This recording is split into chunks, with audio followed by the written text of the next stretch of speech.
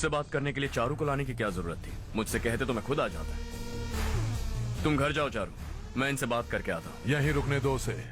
यहाँ जो भी हो रहा है उसे भी तो देखने दो, फिर गांव में जाकर बताएगी ना सबको। तो ठीक है, रुक जाओ चारू, दोनों साथ में ही चलेंगे।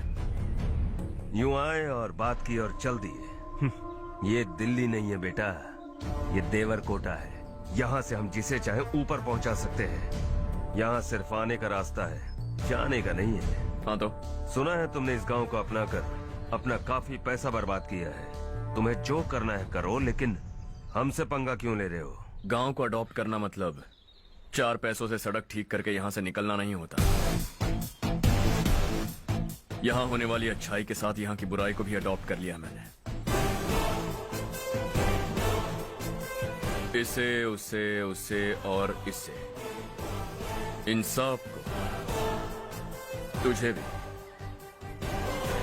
और तेरे इस भाई को भी, सबको अडॉप्ट कर लिया मैंने। तो जमीन हड़पने नहीं देगा तू हमें? मैं तो तुम्हारे काले धन का हिसाब लगाने यहां आया था। लिख कर लाया, कहीं गलती से कुछ भूल न जाओ। जिले में 43 हाई स्कूल के मरम्मत करने का फंड हजम कर गया, वापस करो। 72 सड़कें सैंक्शन हुई हैं, उन सब के पैसे तुम खा चुके हो। रिलीफ फंड में मिला 350 करोड़ रुपया, वापस करो। कुछ साल पहले डेयरी स्कैम में तुमने 20 लोगों को जलाया और इसके अलावा 23 लोगों की जान ली, चाहे इंसान हो या जानवर। उन सब के परिवारों को पैसे देने होंगे। 11 गांव की खेती के लिए बनाया गया तालाब भी तुमने हड़प लिया है। शर्म नहीं आती तुम्हें? सबको एक एक पाई लौटानी होगी। नहीं लौटाया तो जिंदा गाड़ दूंगा सबको।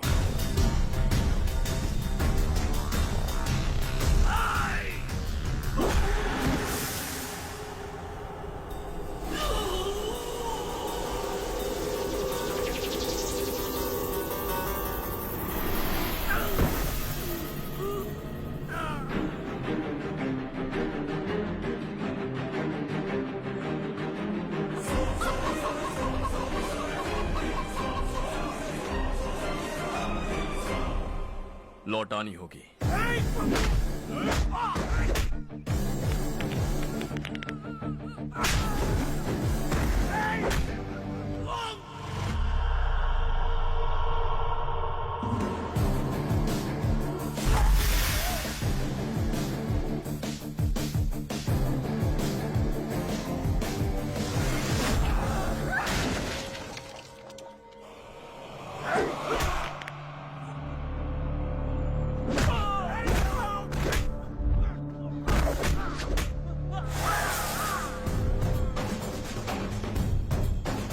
तुम लौटाओगे।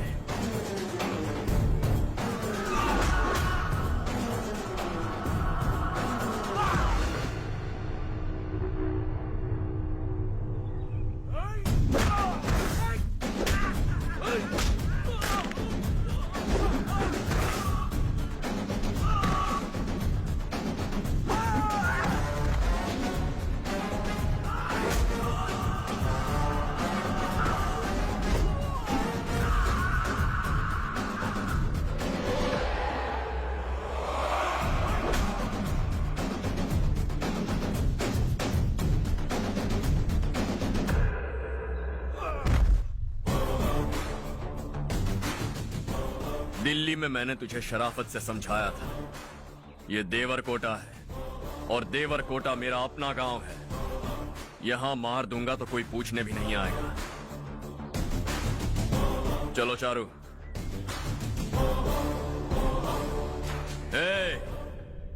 बहुत हड़प लिया तुमने इस गांव से, सब वापस करो, वरना लाशें भी नहीं मिलेंगी तुम्हारी। अगर उसे पहले ही मार देते तो आज ये दिन नहीं देखना पड़ता। दिल्ली में मेरे ही घर आकर मुझे ही धमकी दे गया वो। अगर ये बात तुझे पहले ही बता देता तो ये सब न होता। अब वो यहीं पर है, फिर भी हम कुछ नहीं कर पा रहे। हाथ पे हाथ धरे बैठे हैं। थोड़ा दिमाग लगाओ, किसी भी तरह ढूंढो उसे और जाकर उसके टुकड़े कर दो। वो मुझे पहले भी मिला था पापा, चाचा ने मुझे 2 रिपोर्टर्स को मारने के लिए भेजा था, वो भी था वहां पर। मुझे पीट कर वो उन दोनों को बचा कर ले गया। और सच कहूं तो आपके मिनिस्टर की पोस्ट जाने की वजह भी वही है। हजारों करोड़ों का मालिक रविकांत का बेटा है वो। रविकांत का बेटा? भाई मेरे को तो अभी उससे बहुत डर लगने लगा है। आज शाम को वो तालाब के पास जाने वाला है ताकि तालाब का पानी गांव वालों के खेतों तक पहुंचा सके। हेलो, क्या हाल है रवि? कौन बोल रहा है? विश्वनाथ राव। इस गांव को छोड़ कर क्या गए? तुम तो बहुत बड़े आदमी बन गए। पर ये मत भूलना, गांव छोड़ने की वजह हम ही तो थे। तुमने बेहिसाब दौलत कमाई और उसी दौलत को लुटाने के लिए अपने बेटे को यहाँ भेज दिया। हम तो तुम्हें खतरा समझते थे, लेकिन तुम्हारा बेटा तो तुमसे भी बड़ा खतरा बन गया। तुझे इस गांव से भगा दिया वो तो ठीक था, लेकिन तुम्हारे बेटे को इस दुनिया से भगाना होगा। उसकी लाश लेने के लिए आ जाना। विश्वनाथ राव, विश्वनाथ राव।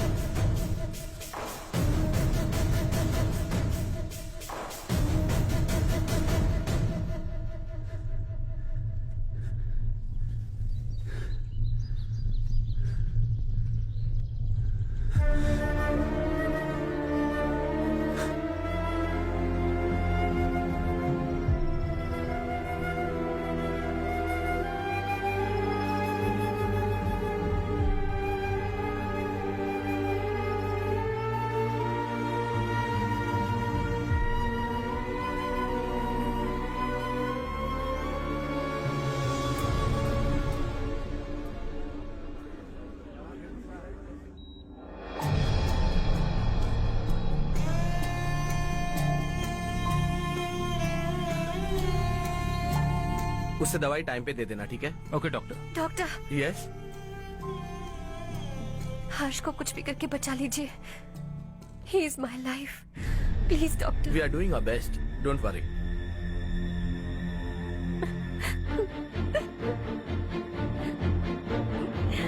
मैं हर्ष के बिना नहीं जी सकती मैम। मैं उसे जान से भी ज्यादा प्यार करती हूँ। तुम ये कह रही हो कि तुम हर्ष को पहले से जानती हो? जानती हूँ, हम कॉलेज में ही मिले थे। हम एक दूसरे के बिना नहीं जी सकते। जब मुझे पता चला कि वो हमारे गांव के रविकांत जी का बेटा है तो मैं उनसे दूर होने लगी माँ। वो मुझे बिना बताए यहाँ पर आ गया माँ। उसे यहाँ पर देखकर मुझे लगा कि वो मेरे लिए आया है, इसलिए मैं उससे और दूर होने लगी। लेकिन वो मेरे लिए नहीं, इस गांव के लिए यहाँ पर आया था। वो अच्छा लड़का है पापा, आपसे, मुझसे, इस गांव से भी अच्छा है, बहुत अच्छा है।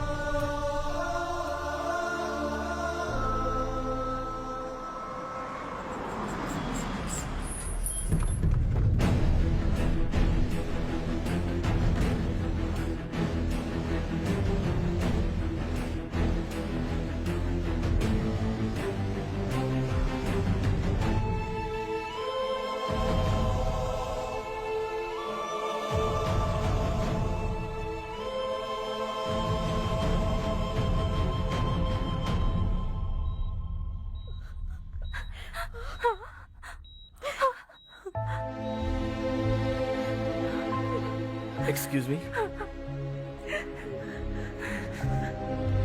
मैं हूं डॉक्टर गणेश। इन्हें 2 जगह स्टैब किया गया है, काफी ब्लड लॉस भी हुआ है। हमने सर्जरी की, नाउ इज ऑल राइट। इस हॉस्पिटल को इन्होंने अपनी देखरेख में बनवाया है। I felt very happy for what he was doing.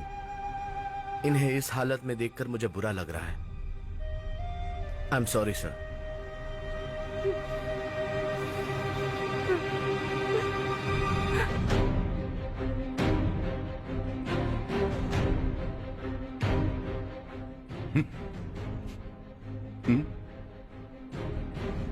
गांव नहीं बदला, तुम लोग नहीं बदले, बस सबके सब जिंदा हो, ऐसे ही जियो सब।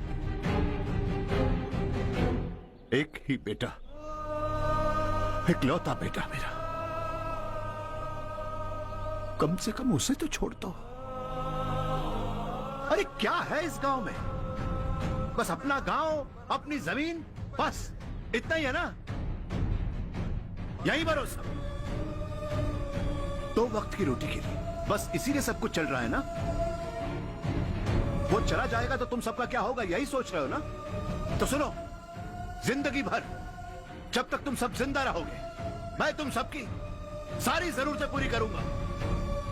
अगर मेरे बेटे को कुछ हुआ तो मैं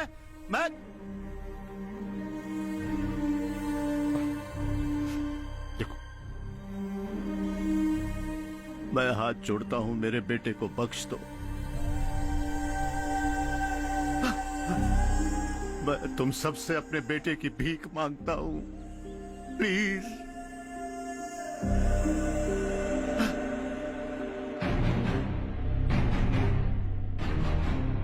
सुना है वो तुम्हारी वजह से इस गांव में आया है और तुम एक दूसरे से बहुत प्यार करते हो सके तो इस गांव को छोड़कर हमारे साथ आ जाओ बेटा, क्योंकि आइंदा वो इस गांव में कभी वापस नहीं आएगा।